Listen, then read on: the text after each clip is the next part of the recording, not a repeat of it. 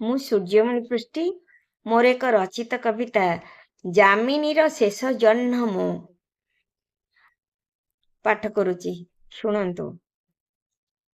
ସନ୍ଧ୍ୟାର ଦୀପାଳି ଜାଳି, ସନ୍ଧ୍ୟାର ଦୀପାଳି ଜାଳି, ରୋଷଣୀର ବହ୍ନି ଢାଳି, ରୋଷଣୀର ବହ୍ନି ଢାଳି, ଉଭା ହୁଏ ଆକାଶ ବକ୍ଷରେ, ଉଭା ହୁଏ ଆକାଶ ବକ୍ଷରେ, ନୀଳ ଜହ୍ନ ମୁଁ, ନୀଳ ଜହ୍ନ ମୁଁ।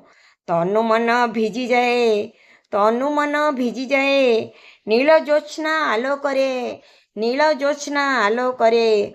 ଅନେକ ମନକୁ, ଅନେକ ମନକୁ ରଙ୍ଗିନୀ କରି ତୋଳେ ମୁଁ, ରଙ୍ଗିନୀ କରି ତୋଳେ ମୁଁ।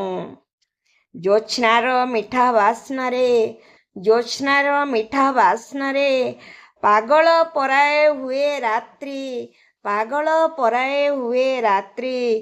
କୁହୁକର ପସରା ମେଲାଇ, କୁହୁକର ପସରା ମେଲାଇ, ରାତ୍ରିର ଓଢ଼ଣା ଖୋଲି, ପ୍ରୀତିର ଗୁଞ୍ଜନ ତୋଳି, ରାତ୍ରିର ଓଢ଼ଣା ଖୋଲି, ପ୍ରୀତିର ଗୁଞ୍ଜନ ତୋଳି।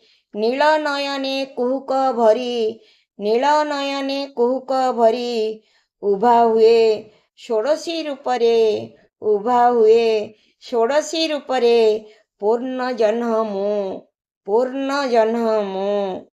ରାତ୍ରିର ଆୟୁଷ ବଢ଼େ, ରାତ୍ରିର ଆୟୁଷ ବଢ଼େ, ମୋ ରୂପ ଝଲକ ଢଳେ, ମୋ ରୂପ ଝଲକ ଢଳେ। ହୋଇଯାଏ ଧୀରେ ଧୀରେ, ହୋଇଯାଏ ଧୀରେ ଧୀରେ, ନିଷ୍ପ୍ରଭ ମୁଁ, ନିଷ୍ପ୍ରଭ ମୁଁ। ଯାମିନୀର ଶେଷ ଜହ୍ନ ମୁଁ, ଯାମିନୀର ଶେଷ ଜହ୍ନ ମୁଁ।